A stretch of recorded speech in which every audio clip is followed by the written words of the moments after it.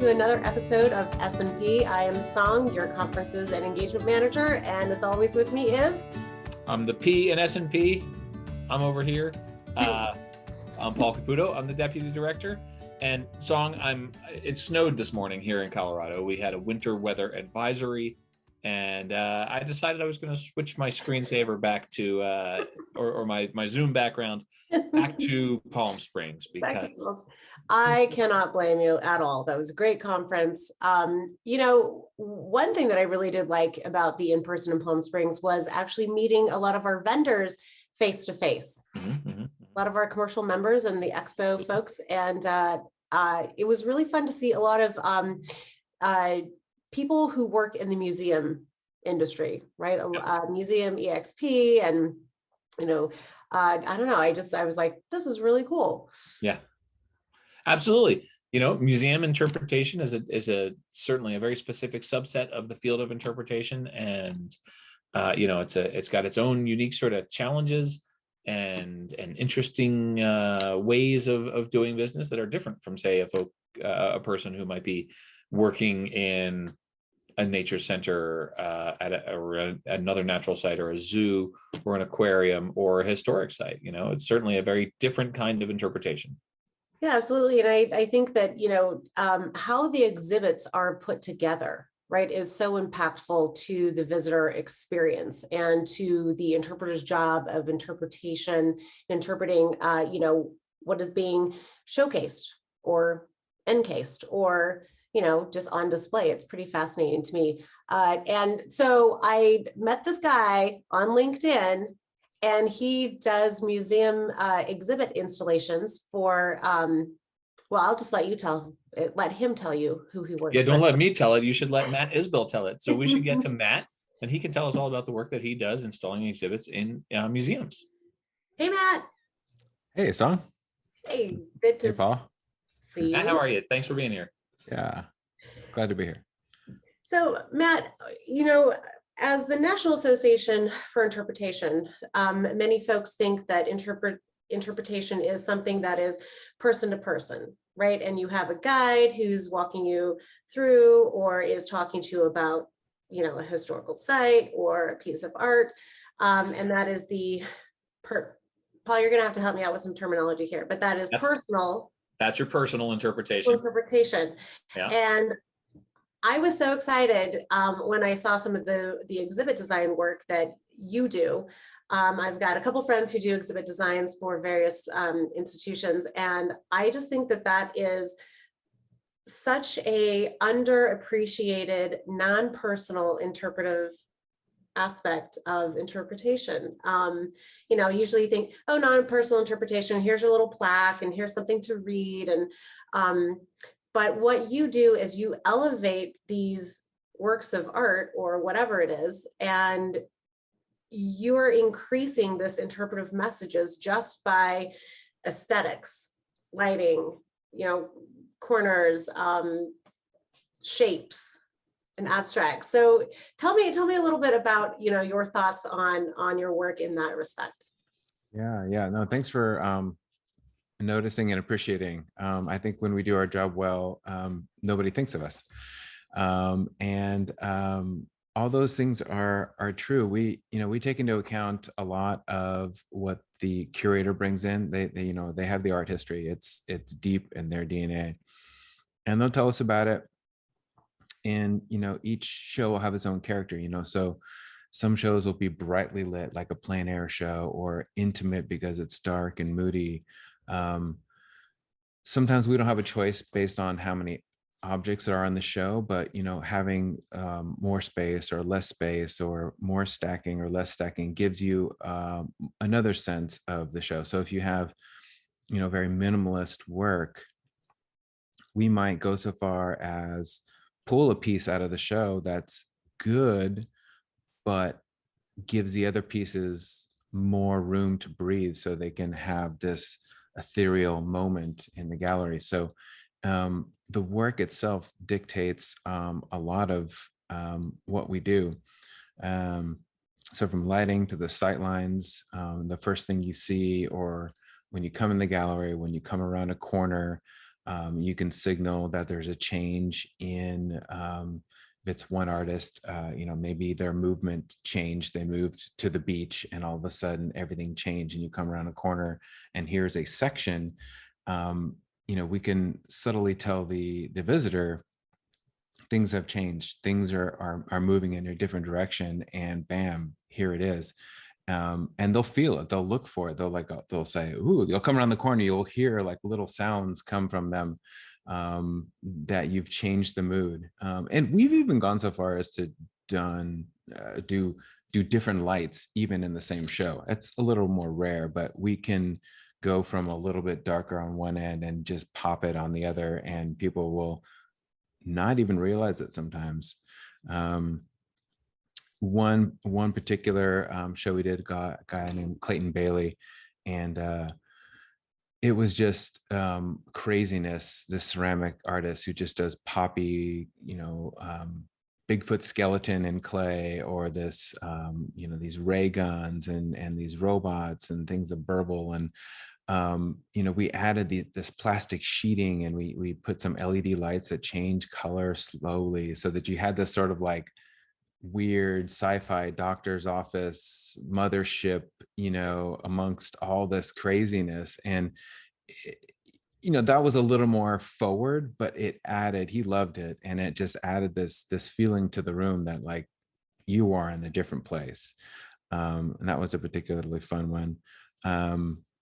Sound is another one that I haven't utilized so much, but I've got this visceral memory from Chicago at the Art Institute, and they did it was an impressionist plein air show, and there was many rooms, and we walked to this one room, and they did what is it, like a fake grass on the ground, and they did park benches and sky blue walls, and then just the like delicate sounds of birds and air, like just real soft, just subtle but present, and it just went right with the works, and help you arrive in the artist's stool and easel at the seaside or around the lake. And that was a really good use of it. Was very light and had the sound in the space. The wall color is another really important one. We have movable walls in one of our main spaces, and we have an opportunity to add pops of color that really enhance a show. One show we did cadmium yellow and just primary orange, even though orange is not a primary color, brown and pink, and I think we even did white. And we did this poppy show where the artist was using similar colors, and it just, I don't think people, it's one of those things that like it's there, but people aren't really realizing. They're so encapsulated and enraptured in the work that they don't realize that we've added all this extra energy to the show. Or in some cases we use color we have these 18-foot walls, and sometimes we'll do a show with these little pieces, and you're just not going to feel comfortable with them on an 18-foot wall. So we'll add like a fake chair rail with we've gone with physical or vinyl like divider between the two colors, and that's just to sort of shrink the room and sort of make people feel more at ease with getting more intimate with the pieces, and not feeling kind of overwhelmed in the space. So it's a good use of color and actually like a physical thing on the wall. So we do a lot of those kinds of things in a space to bring people in line with the artist's intent, or what's happening in the world at that time. A color can sort of be period, and we'll utilize all those techniques. So Matt, as a designer, I mean, one of the interesting things that I find with interpretation, and my background's in graphic design, so I've been interested in the sort of correlation between graphic design and interpretation, because regardless of what sort of interpretation you're doing, the challenge is you're not speaking on behalf of yourself. You're speaking on behalf of a place, of a culture, of a, an artifact, or, anything really, anything that can be interpreted. Whether you're doing that through a tour or through an exhibit, you're not making decisions from your own aesthetic, right? You're making decisions based on something else. So when you're talking about, graphic design, exhibit design, environmental design, how do you draw the line between the resource that you're trying to represent and your own sort of personal aesthetic? And I asked that question just because I've seen it so many times in graphic design where I can look at something and I'll be like, I know who did that. Like Saul Bass, right? Like everything Saul Bass did, I know he did. It's like, it's very recognizable. So, where is for you as a person who creates these spaces, or creates the environment in these spaces, where do you draw that line between your own personal aesthetic and the aesthetic of the thing you're trying to represent? A good one. Yeah. There's lots of times where it's not maybe something I would choose for myself, like what we did, this dusty rose pink in one of these shows, and it's nothing I would have chosen, but it was part of that period. No, that's a good question. That's a really interesting question, because and I think I think how we solve it, and nobody's perfect, but I think we work together. The curator has a voice. We have a graphic designer. I don't do much of the graphic designing, and we all get a voice to sort of help make a checks and balance. So what might be nice, it'll come out of graphic design, and the curator will say, no, that would never be. It's too loud, or that's not the right font. And we all have a bit of expertise we sort of throw into the hopper. And, I think just not having the ego, that it goes a long way. So, I've got my feeling, and we'll do this on layout all the time. It's like, I would move it like this, but, what does art history say? I'll ask the curator, can we switch these two? It'll feel better in the space. And it's like, no, because this person dated that person, and those two pieces have to be together. So there's always a balance of all the pros and cons on things. So I think we just lean on each other to come up with the best. I think that the communication it solves a lot of that. So your expertise, your designs, your knowledge of architecture and design. And you say that you're in the background, right? People don't really see you. They come in, sometimes they don't even have an awareness necessarily, because it is so seamless between what they think they came to see, right? Which is maybe an art piece, but yet it is so complemented by the surroundings and the environment that you've then placed it in, right? So it actually is incredibly important what you do. How closely do you work with the interpreters in your museum in conveying the message and bringing in maybe some of these lesser known design elements?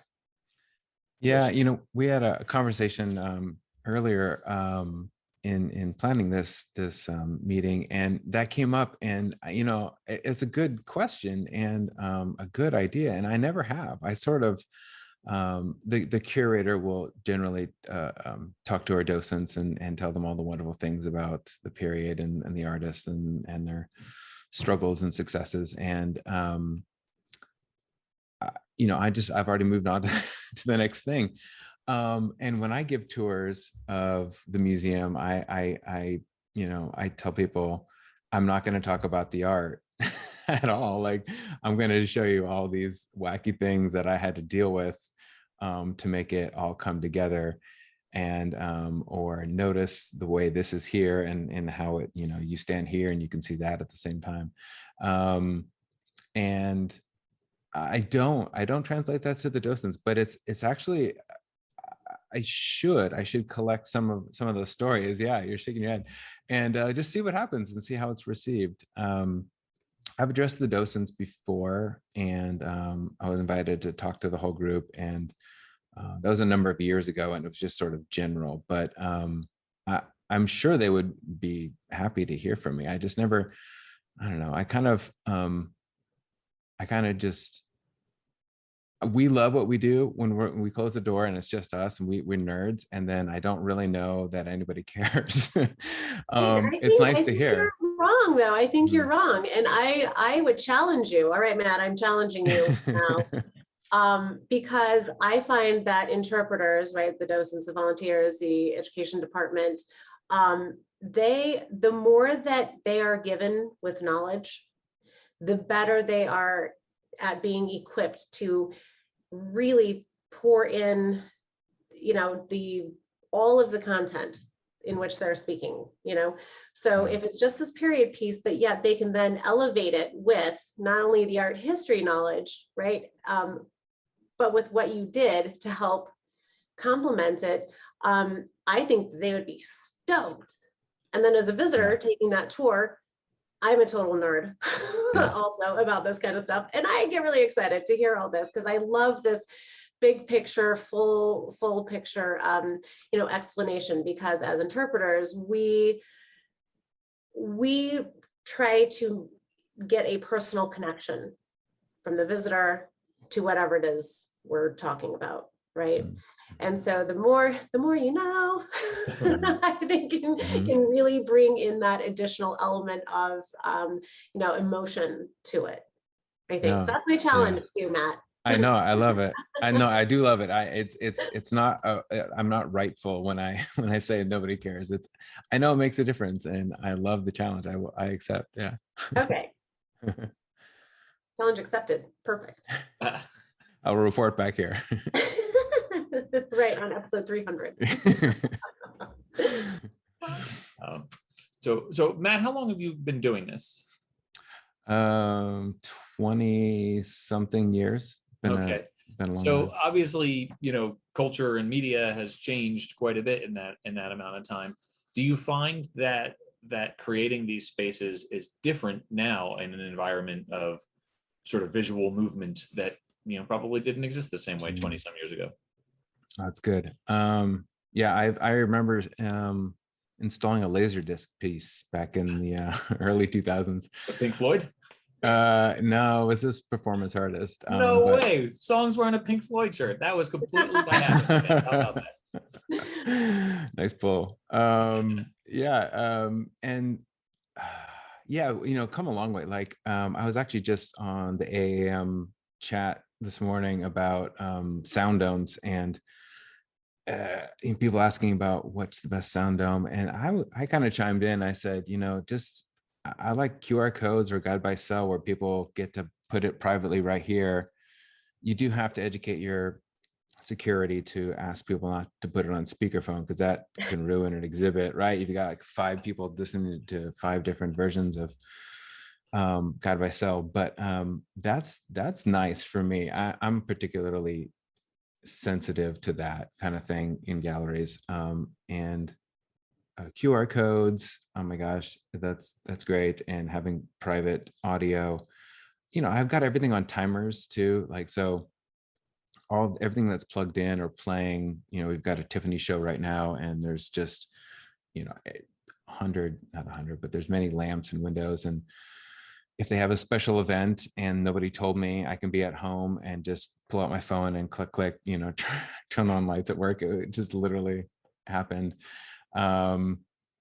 It's beautiful. All the players that play themselves, turn themselves on and off and loop. And a lot of those tasks that you would slog through. I remember setting up the security officers years and years ago with a cart full of remotes with all the different instructions, and they would have this routine at the beginning, end of the day, and all that is gone. Nobody touches anything anymore, so that's been good. Other stuff innovation wise, we've got this what's it called, a latex printer, and it can print on stickers or fabric or paper. it offers a lot of texture to a show. Like we'll do full murals on the wall to sort of show you the artist or something. But I really want to I haven't done it yet, but I'm just looking for the right show to do fabric and have some kind of draping fabric with something printed on it, whether a graphic or a quote, to add that texture. And again, you can't force these things. It has to be the right show, right? That just fits. But that kind of stuff didn't exist 20 years ago. That's for sure. I had a friend in graduate school who her whole thing about graphic design was she wanted to create pieces that made people want to touch them. Yeah. She wanted she just wanted like some sort of dimensionality that made people like walk up to it and like have to touch it to see what it felt like. Wow. So you were the like lead exhibit designer of the Crocker Museum in Sacramento, but you also have this museumtrade.org organization. Tell me a little bit about that. Yeah. Museum Trade was born about the same time my son was born, but just out of the, the frustration of having to reinvent the wheel all the time, and knowing that all this knowledge is out there, and you gain little tidbits now and again. I mean, for those of us which is a lot of us, who are nerds about this job and this profession, working in museums and making exhibits happen and making them their best and the most beautiful, and engaging, we get excited about the weirdest, littlest things, and they're all out there. They're out there right now, but there's no place to put them that's searchable and a hub for all of it. So I decided to learn WordPress and got to work, and and that was, well, officially 2014, but I didn't release it until about 2018. I was very precious with getting it just right. And so I'm happy to bring all of these heroes together. All of us are trying to make magic out of little time and little money, and there's ways to get there. And if we all sort of combine our resources, we can get there faster and better and progress even more. So I've got several guys up there. I've got several authors, but all of you out there, if you are interested in adding your knowledge, you have tips and tricks. Everybody has a tip or trick. They do. I like to say that your ordinary is somebody's epiphany. Like you just like, well, of course, you just put this thing right here and you slide it under, and it's going to blow somebody's mind. Every single thing you think is just what you do is going to blow somebody's mind, guaranteed. And so I'm just out there to collect it and bring it together and tag it so it's searchable, and we can just build this whole set of guides. Yeah. It is awesome. I checked it out. Thanks. Yeah. Can you, what is it? Where can people find this? Where can people go check this out while we're talking about it? Yeah. Museumtrade.org is the site. I grabbed the org because, almost all of us work for .org, and I'm on all the social channels, mostly LinkedIn and Instagram are kind of my main wheelhouses. But so you say go find this right now, but actually a lot of people are watching this several years from now after Song and I have been discovered and this becomes wildly popular. So for people in like 2025, it's probably there in the archive somewhere.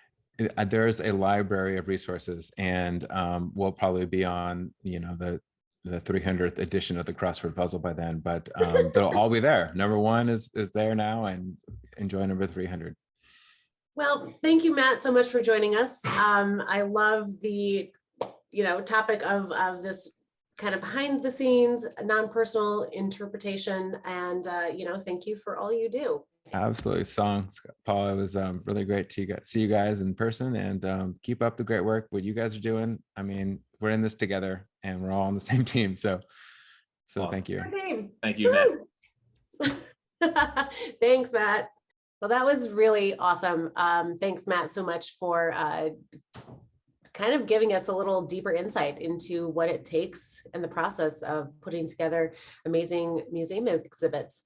Paul, what have we got going on the next couple of weeks at NEI? I know that I feel like I'm busy. I know that everybody's really busy. We've got a few things coming up. We have some very cool stuff coming up. And so you'll notice, by the way, speaking of cool things coming up, I switched over to Cleveland. Cleveland's going to be great. You and I have a site visit planned to Cleveland with the committee at the beginning of April. And so that's going to be, that'll be really fun to check that scene out. But things we have coming up, we've got the brand new, very cool international free webinar series with all of these organizations that we're working with. 7 organizations doing free webinars for anyone who cares to join. And we'll be first. NAI is first. And so we've got a very cool panel discussion lined up.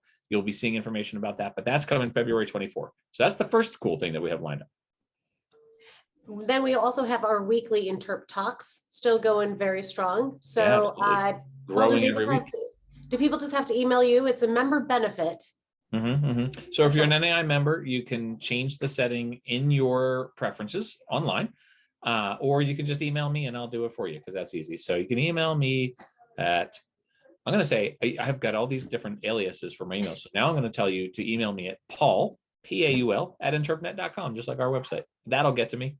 Yes, this is true. And we are in the throes of planning Interp Tech in partnership with California State Parks.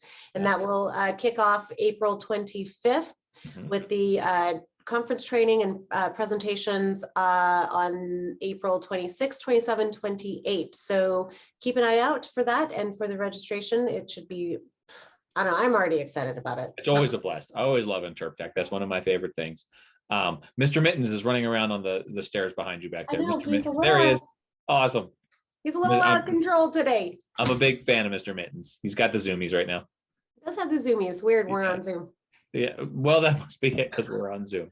So have a great 2 weeks until, of course, we'll communicate basically every day, but have a great week, 2 weeks until the next S&P. Yep. And that was very cool. Thank you for lining up Matt Isble for us.